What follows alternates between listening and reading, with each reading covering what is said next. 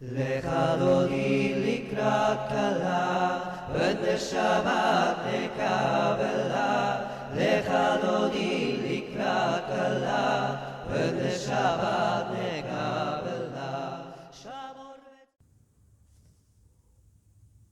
Chers amis, je suis très heureux de vous retrouver et je voulais vous parler des sources juives de la messe et plus particulièrement des sources juives du Jeudi Saint.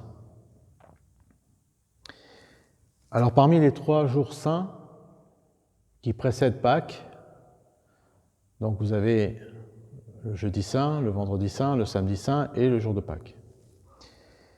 Alors le Jeudi Saint n'est pas beaucoup célébré chez les chrétiens. Il y a des célébrations liturgiques, mais n'est pas suivi de façon aussi assidue que le dimanche de Pâques. Et c'est un peu dommage parce qu'en fait, dans cette célébration se trouvent les fondements de la messe du dimanche et donc le fondement du Jeudi Saint. Le Vendredi Saint est plus connu, évidemment, à cause de la mort de Jésus sur la croix, et c'est un jour qui est assez célébré chez les chrétiens, en règle générale. Le Samedi Saint, par contre, lui, n'a pas de célébration liturgique avant 17 heures, qui correspond à l'heure des vêpres, parce qu'à partir des vêpres, dans la conception liturgique, on est déjà dans la célébration du lendemain. Donc, pour cette semaine-là, c'est la célébration de Pâques. Et Pâques, bien sûr, jour où on invite notamment les enfants à aller chercher les œufs dans le jardin, à trouver les œufs dans le jardin, l'œuf qui est un symbole très important, un symbole puissant, puisqu'il est symbole de vie, et puis sa rotondité est un symbole de la terre, de notre vieille terre. Si nous tentions de remettre le tout dans une perspective juive, ce qui est très importante pour moi, du moins ça m'est apparu au cours de mes recherches, comme l'origine des célébrations liturgiques dans la chrétienté, eh bien, si on replaçait tout dans l'univers juif, les célébrations juives des fêtes, l'histoire du peuple hébreu, on comprendrait mieux tout ce dont nous avons hérité et que nous pratiquons sans forcément bien tout comprendre la source des gestes que nous produisons. Le dernier repas de Jésus. Le dernier repas de Jésus, c'est un repas connu chez les Juifs comme étant le Seder. Et d'après les textes des évangiles, c'est dit ainsi parce que Jésus dit qu'il veut préparer la Pâque. Et donc il demande à ses amis de tout préparer pour qu'ils puissent ensemble célébrer la Pâque. Et cette célébration advient dans les évangiles le jeudi soir.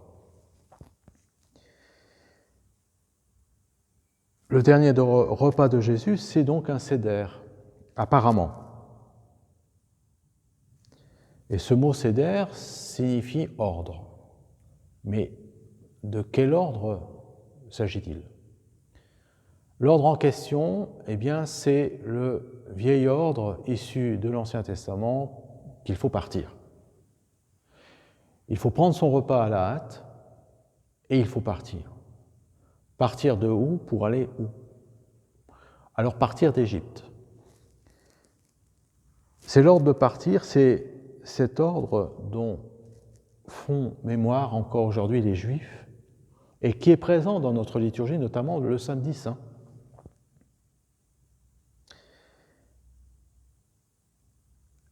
les Juifs font mémoire dans le monde entier de cet ordre de partir, ordre aussi que nous devons respecter dans la préparation et la célébration de la Pâque. Il y a toute une série de rites à respecter, c'est le Seder. Il faut célébrer le Seder, mais il y a aussi une façon de le faire. Et ça ne se fait pas seul, ça se fait en famille, avec les amis.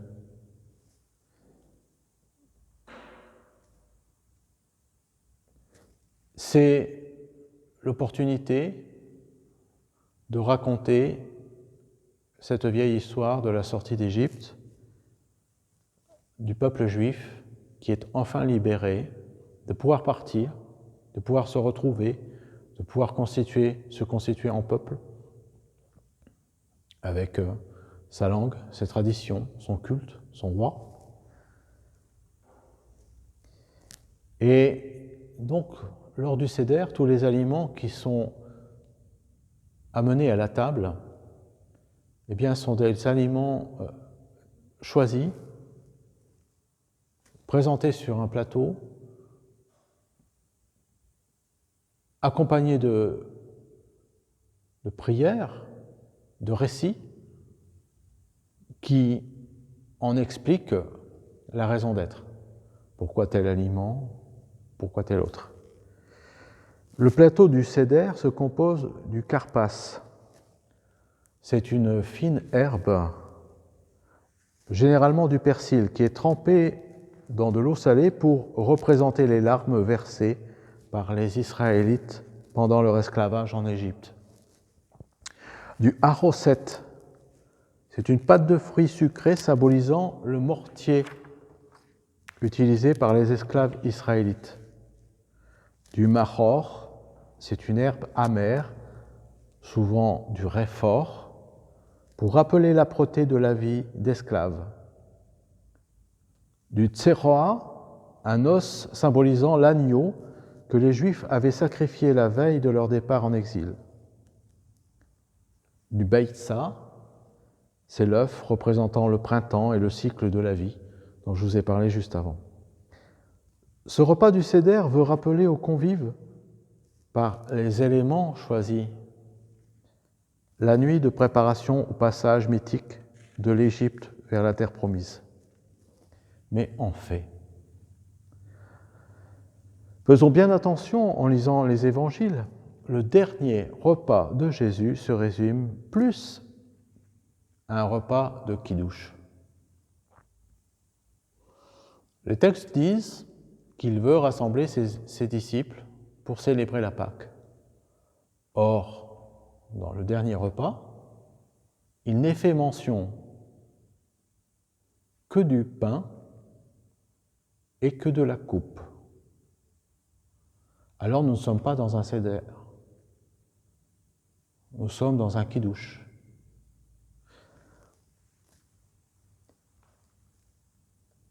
Mais que fait donc Jésus ? Eh bien, comme tout juif pratiquant qui se respecte et célèbre Shabbat, parce que chaque semaine on célèbre Shabbat, alors on va à la synagogue, les hommes notamment vont à la synagogue faire les prières avec le rabbin, puis ils se retrouvent chez eux en famille, avec leur épouse, leurs enfants, leurs amis, les parents, et ils utilisent donc le kidouche, cette fameuse coupe de vin et ces pains de bénédiction. Ils prononcent la bénédiction. C'est un fait étrange parce que c'est exactement ce que Jésus a fait le jeudi saint. Et dans toutes les messes, quand on fait le récit, le mémorial, que dit-on ? Il dit la bénédiction. C'est un fait étrange, et bien qui nous rapproche du kidouche. Il invite ses amis, hommes et femmes, autour de la table d'amitié, la table de la famille. Et je voudrais faire une petite parenthèse et insister sur la valeur du repas chez les chrétiens et tant d'autres communautés humaines. Parce que si le repas est important chez les Juifs, s'il est important chez les chrétiens, il n'est pas moins important dans tant et tant de familles de par le monde, ou entre amis simplement. Les mets choisis sont souvent cuisinés. Petite parenthèse, les mets choisis sont souvent cuisinés par les mères de famille aidées par d'autres femmes. Et dans nos sociétés occidentales, l'homme prend de plus en plus part à la préparation du repas et même à la décoration de la table. Mais ailleurs dans le monde, la place de la mère dans la famille et dans les relations entre familles est très très importante. C'est la mère qui fait le lien, c'est la femme qui fait le lien, plus facilement. La mère, c'est elle qui donne la vie, qui fait sortir l'enfant d'elle-même, comme Dieu fit sortir les Juifs d'Égypte, selon la légende. Chez les Grecs, la terre est mère. C'est la guématria. On peut se rappeler le mythe de Déméter, notamment. C'est bien d'aller relire cette histoire. Et dans beaucoup de croyances de par le monde, est-ce que Dieu ne serait pas un peu la mère qui donne la vie? On voit souvent Dieu représenté de façon un peu trop patriarcale, alors que les textes littéraires présentent Dieu comme la miséricorde, la sagesse, etc. Des représentations l'évoquent en tout cas. Les divinités ont eu beaucoup de figures féminines. La femme, la mère, c'est la maîtresse de maison qui a soin de tout ce qui la caractérise. Meubles, vaisselle, décoration et linge de maison notamment. La mère, la femme, c'est celle qui parfume la maison, qui l'entretient, qui veille au grain. Ces propos, comprenez-le bien, ne sont pas des propos misogynes. Mes compliments vont aux femmes et à toutes les mères sur la planète qui se réservent cet honneur. Parce que sans elles, la maison serait bien pauvre en couleur et en ordre. Dans le repas de Jésus, c'est lui qui va se présenter comme le serviteur de tous. Il lave les pieds de ses disciples. C'est une façon de réaffirmer sa capacité et sa mission de rendre bien toute chose et toute personne. Dans le repas de la Pâque, qu'il dit avoir désiré ardemment, il y a deux éléments essentiels qui seront repris par les chrétiens pour leur messe. Le kidouche, donc, juif, c'est-à-dire la coupe de vin, et le pain azim ou le pain tressé. Alors dans les messes latines, dirons-nous, on utilisera plutôt des hosties qui en fait ressemblent au pain azim, c'est-à-dire un pain sans levain, ce qui n'est pas forcément le cas dans d'autres cultes. Ce ne sont que des détails, cette coupe et ce pain, car tout commence par la prière rituelle. Il y a surtout la prière d'offrande qui est évoquée dans le texte des évangiles, je vous en ai parlé juste avant, et qui convoque la bénédiction. Il faut bien considérer que on ne peut pas tout mettre, on ne peut pas tout miser sur le pain et sur le vin, donc sur la coupe, sur le pain et sur la coupe. Il faut aussi miser sur la prière de bénédiction. Cette élévation, à un moment donné, de la pensée vers le Créateur, vers la providence qui donne tout. Ce mot de bénédiction est très important car c'est lui qui légitimise ce repas spécial et différent des autres. Je vous en donne des extraits.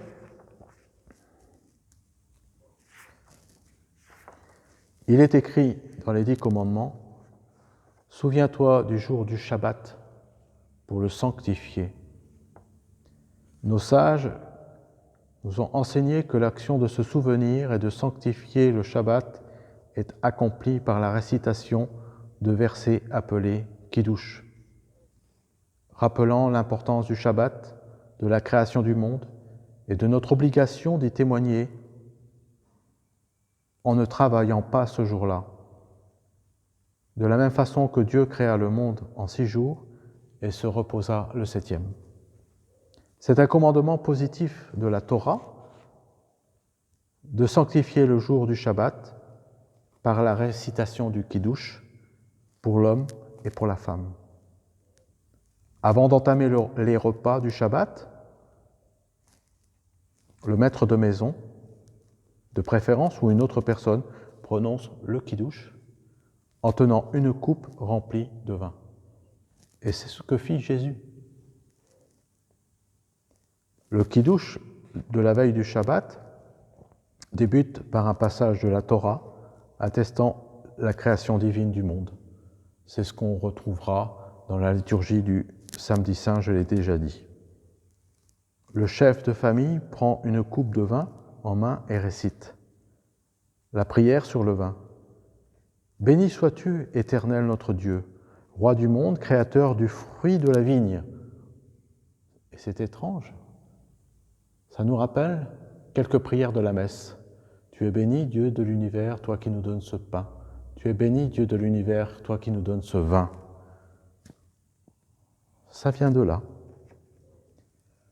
La prière de sanctification du Shabbat. « Béni sois-tu, Éternel notre Dieu, roi du monde, qui nous a sanctifiés par ses commandements et a voulu de nous, et qui, par amour et volonté, nous a donné son saint Shabbat en héritage, en souvenir de l'œuvre de la création, car ce jour est la première des choses sacrées, le souvenir de la sortie d'Égypte, car tu nous as élus et nous as sanctifiés parmi tous les peuples. Et par amour et volonté, tu nous as donné ton saint Shabbat en héritage. Béni sois-tu, Éternel, le sanctificateur du Shabbat. » Je voudrais introduire une toute petite parenthèse. Comment les Juifs ouvrent-ils le Shabbat? Eh bien, par un chant, l'Echa Dodi, un chant traditionnel, un chant d'ouverture, où le rabbin et la communauté, logiquement, dans les campagnes, s'en vont à la rencontre de la campagne pour magnifier la création et dire merci. Puis ils rentrent dans la synagogue. Et ce chant, pour dire merci, c'est l'Echa Dodi.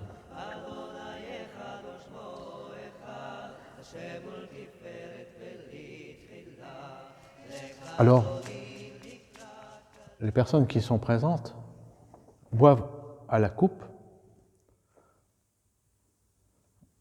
Le père de famille en boit une assez bonne quantité, et puis après, soit il donne à communier à la coupe, soit il verse dans d'autres petites coupes le vin, et chacun reçoit une coupe de vin.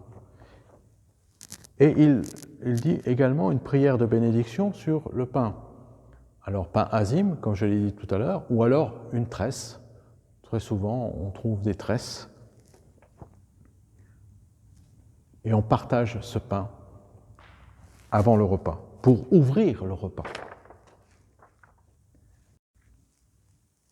Je voudrais reprendre, et pour vous montrer que mon inspiration n'est pas du tout farfelue, mais bien inspirée de ma lecture et de ma connaissance des textes.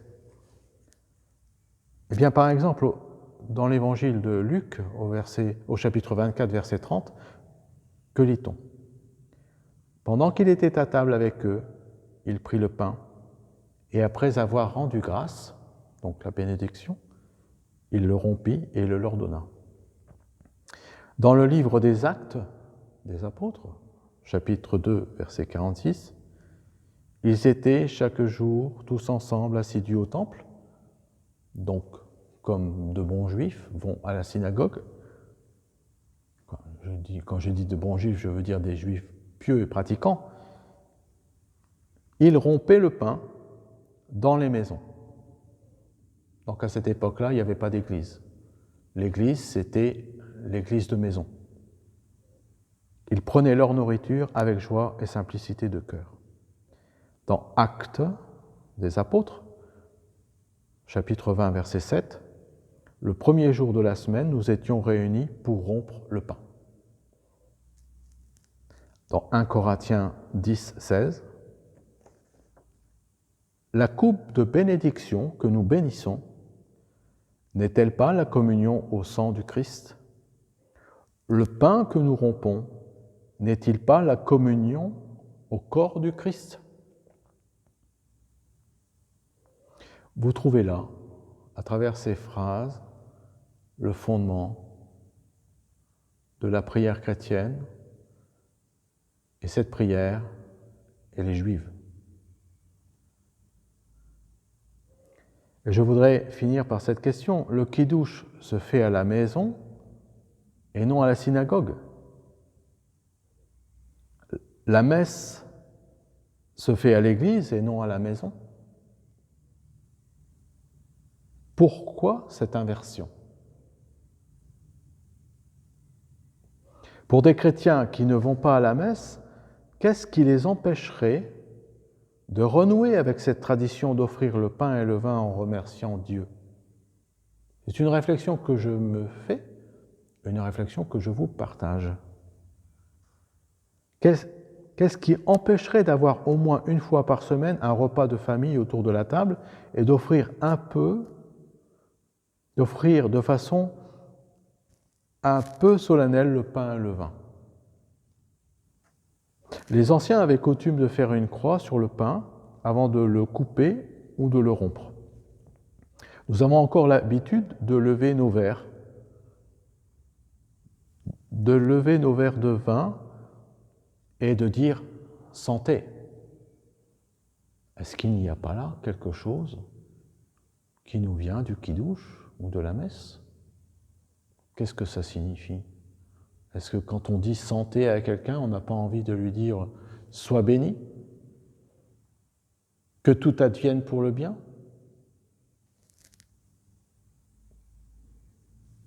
Il y a dans nos gestes profanes des gestes qui ont une source,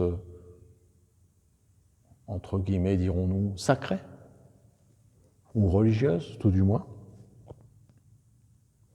N'est-il pas bien de nous rappeler que nos traditions de table et de famille avaient une racine religieuse?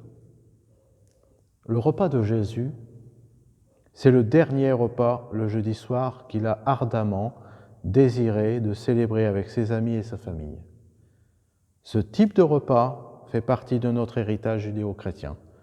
Nous pouvons nous qualifier tel, judéo-chrétien. C'est pas mal comme appellation.